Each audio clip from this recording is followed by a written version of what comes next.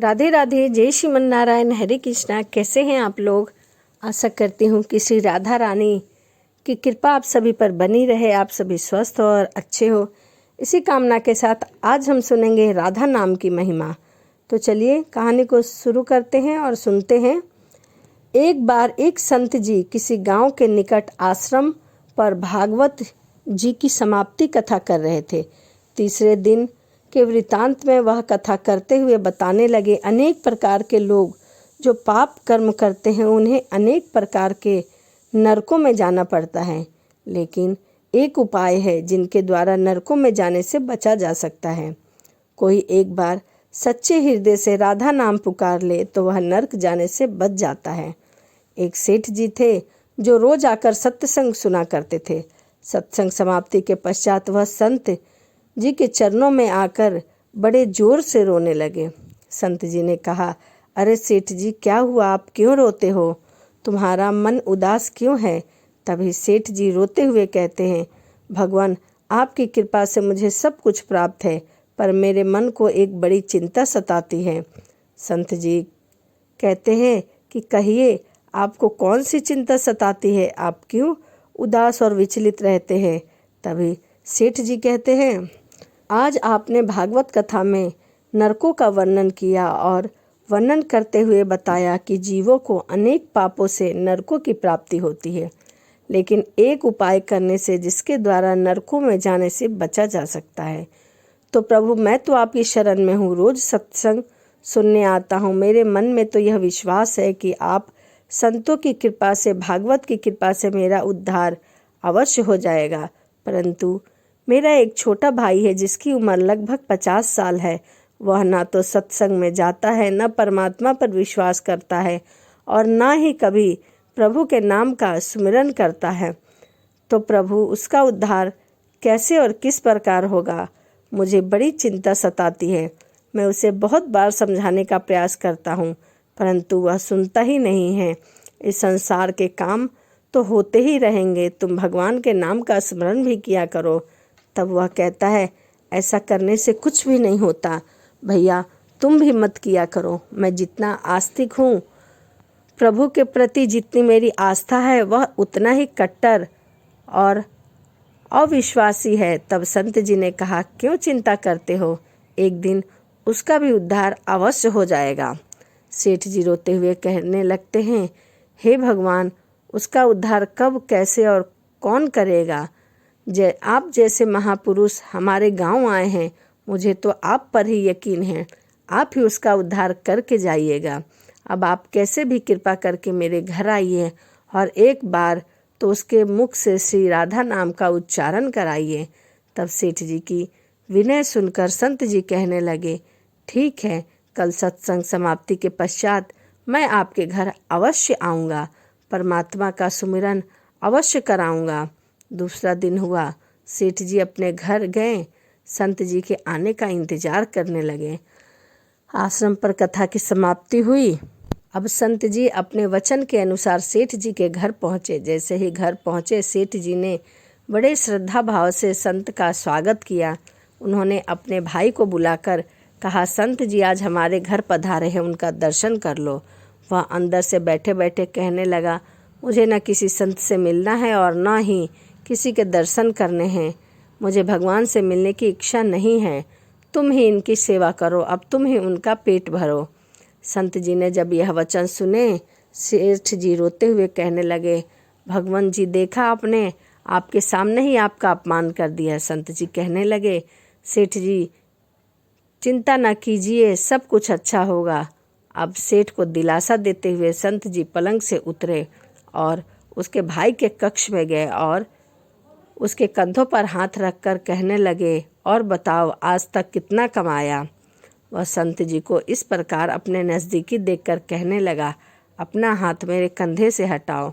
मैं न तो संतों को मानता हूँ और न ही भगवान को मानता हूँ। लोग जितने आस्तिक होते हैं, मैं उतना ही नास्तिक हूँ। मैं भगवान को नहीं मानने वाला हूँ। आप मेरे नज़दीक क्यों आए हैं? आप जाकर उधर बैठ जाइए। संत जी कहने लगे, मैं तो अपना काम करने आया हूँ। संतों का काम होता है लोगों का उद्धार करना। आज तुम्हारा उद्धार का कार्य मिला है तो अवश्य करके ही यहाँ से जाऊँगा।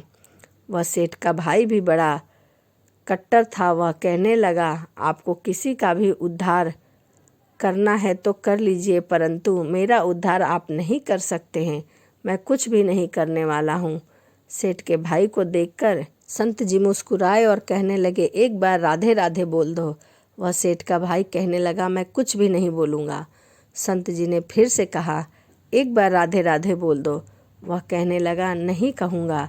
फिर संत जी ने कहा, राधे राधे बोलो। वह कहने लगा, मैं नहीं कहूँगा, मैं नहीं बोलूँगा। अब संत जी पुनः सेठ जी के पास आए और कहने लगे, अब आपने मेरे ऊपर यह जिम्मा सौंपा है तो मैं यह कार्य अवश्य करूँगा। आप बीच में मत आना। आप सारे परिवार वाले बाहर जाकर बैठ जाओ जब तक मैं आपको न बुलाऊं।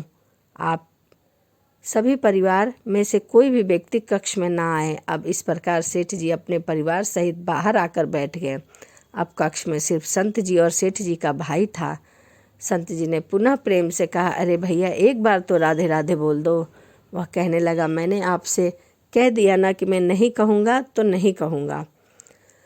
तभी संत ने कहा, मैं तो भगवान को मानता हूँ परंतु तुम नहीं मानते। मैं कट्टर नास्तिक हूँ। संत जी पुनः उसे प्रेम से हंसते हुए कहने लगे, जिसने तुम कट्टर नास्तिक हो मैं उतना ही आस्तिक हूँ। मैंने अगर निश्चय कर लिया है कि तुम्हारे मुख से राधा नाम सुनकर ही जाऊँगा तो पक्का समझ लेना कि तुम्हारे मुख से राधा नाम निकलेगा ही। वह कहने लगा, आप कितना भी प्रयास कर लो, मैं एक बार भी राधा नाम नहीं लेने वाला हूँ। अब संत महापुरुष होते तो बड़े दयालु हैं, फिर लीला मात्र उन्हें क्या किया। उस सेठ के भाई का हाथ पकड़ा और हाथ पकड़कर जोर से घुमाने लगे। अब वह सेठ ठहरा 50 साल का वृद्ध अवस्था और संत भी वृद्ध थे, पर संतों के अंदर भक्ति का तेज होता है। उन्होंने जोर से उसके भाई का हाथ पकड़ा और घुमाकर ममोड़ के जमीन पर पटक दिया। संत जी फिर कहने लगे, कहो राधे राधे। उसने कहा, नहीं कहूँगा। अब तो संत जी ने जोर से हाथ घुमाकर सेठ के भाई को जमीन पर दोबारा पटक दिया और खुद उसके पेट पर चढ़कर बैठ गए। और संत जी फिर कहने लगे, बोलो राधे राधे। वह फिर कहने लगा, नहीं कहूँगा। अब तो संत जी ने उसके दोनों हाथ पकड़कर पैर बांध दिए और कहने लगे, कहो राधे राधे।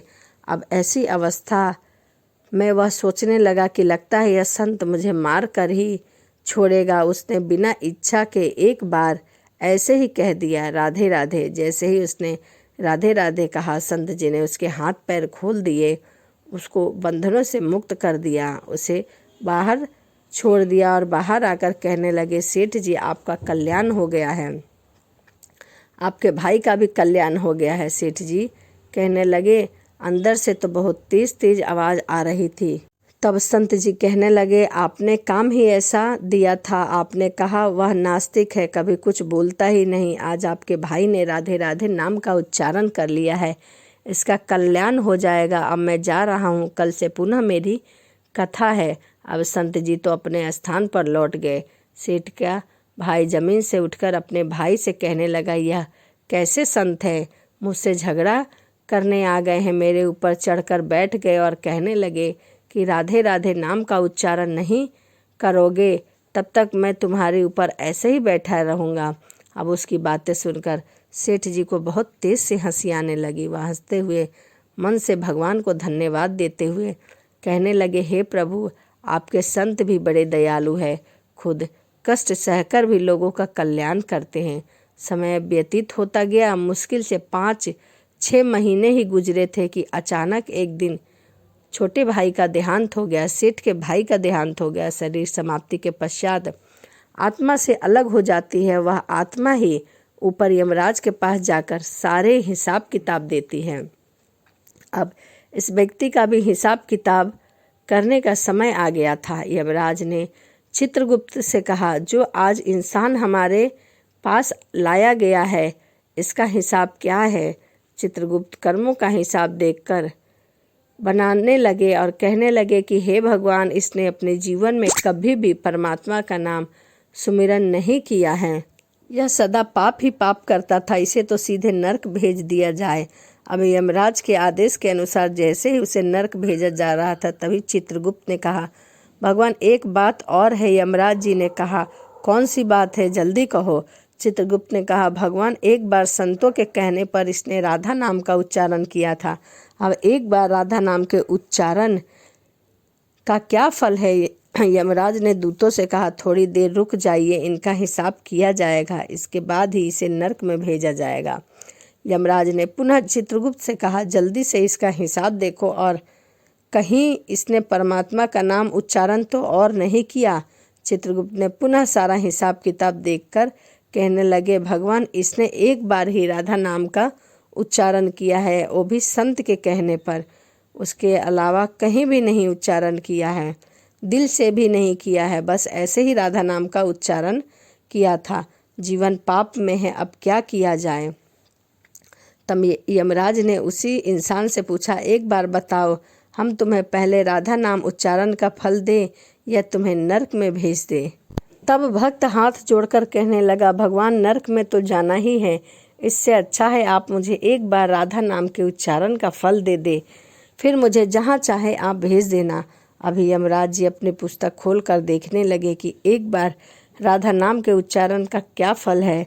उन्होंने सारी पुस्तकें खोल दी, पर उन्हें एक दिन के राधा रानी का फल कहीं नहीं दिखाई दिया। तब वह विचार करने लगे कि एक बार राधा रानी उच्चारण का फल तो मुझे पता ही नहीं है। तब वह अपनी शंका का निवारण करने के लिए उस भक्त को अपने साथ लेकर स्वर्ग लोक में गए। स्वर्ग में आकर यमराज ने सबसे पहले इंद्रदेव से कहा, हे इंद्रदेव, मुझे बताइए कि एक बार राधा नाम उच्चारण करने का क्या फल है। तब इंद्रदेव ने बहुत प्रयास किया, पर उन्हें भी यह नहीं पता लगा कि एक बार राधा नाम उच्चारण करने का क्या फल है। तब सब देवता मिलकर ब्रह्मदेव के पास गए। ब्रह्मदेव ने जब उन सबको देखा तब ब्रह्मदेव उनसे पूछने लगे कि यह आपके साथ जो इंसान है वह कौन है? तब इंद्रदेव कहने लगे, भगवान, हमने एक बार राधा नाम का उच्चारण किया है, बाकी सारा जीवन इस व्यक्ति ने पाप ही किया है।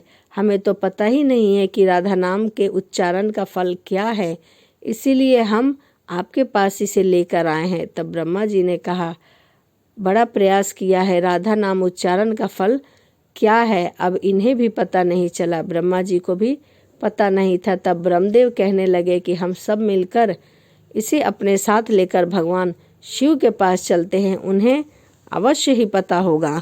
तभी सारे मिलकर शिव जी के पास जा पहुँचे। भगवान शिव जी से प्रार्थना की और एक बार राधा नाम के उच्चारण का क्या पुण्य है वह पूछा। भगवान शिव ने सारा वृतांत सुन लिया और सुनने के बाद कुछ देर मौन रहे।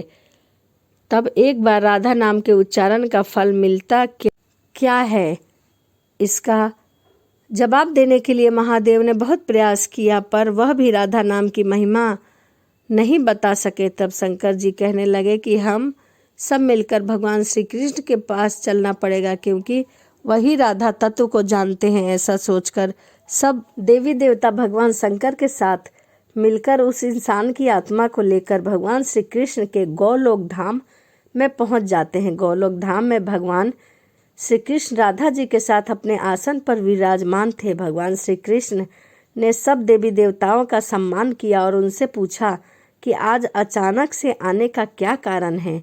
तब भगवान शंकर हाथ जोड़कर कहने लगे कि हे प्रभु, हे भगवान, यह इंसान हमें धरती से लाया गया है। इसने अपने जीवन में अनेक पाप किए हैं, परंतु एक बार राधा नाम का उच्चारण किया था।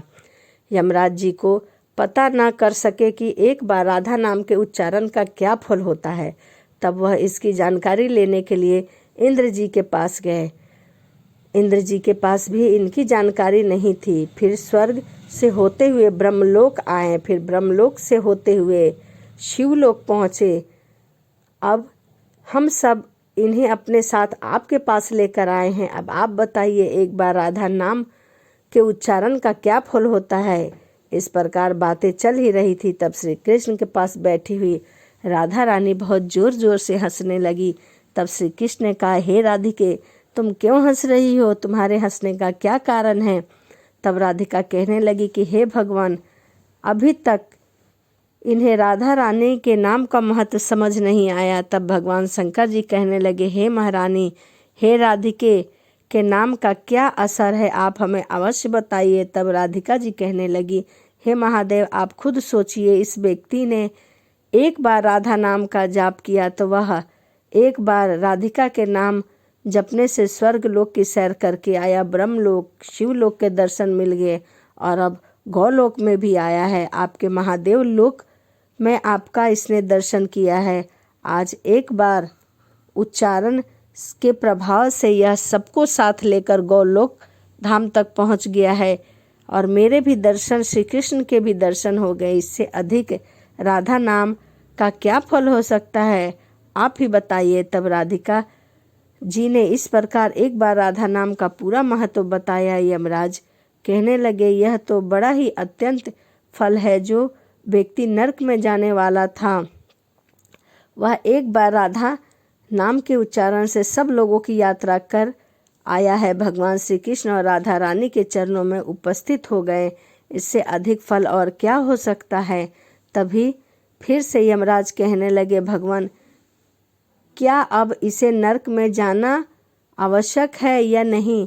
तब श्री कृष्ण कहने लगे, हे धर्मराज, जिसने एक बार राधा रानी के चरणों को स्पर्श कर लिया, राधा रानी के दर्शन कर लिए, वह भक्त वहाँ पर राधा रानी के नाम का स्मरण कर लिया, वह भला नरक लोक कैसे जा सकता है। हे महारानी, मैंने तो संतों के भय में आकर आपके नाम का उच्चारण किया था, पर जो सच्चे हृदय से आपके नाम का उच्चारण करते हैं उन्हें तो जीवन में कोई भी भय नहीं होता है। वह तो नरकों की यात्रा में कभी नहीं जाते, वह तो सीधा आपके चरणों में ही समा जाते हैं। इतना महत्व है एक बार राधा नाम के उच्चारण। जो सच्चे हृदय से, जो सच्चे मन से राधा नाम का स्मरण करता है उसे सभी पुण्यों की प्राप्ति होती है। तो यह राधा नाम के स्मरण की कथा थी। तो वीडियो आपको कैसी लगी कमेंट जरूर करिएगा। चलिए इसी के साथ वीडियो समाप्त करते हैं और मिलते हैं अगली वीडियो में। राधे राधे, जय श्रीमन नारायण, हरे कृष्णा।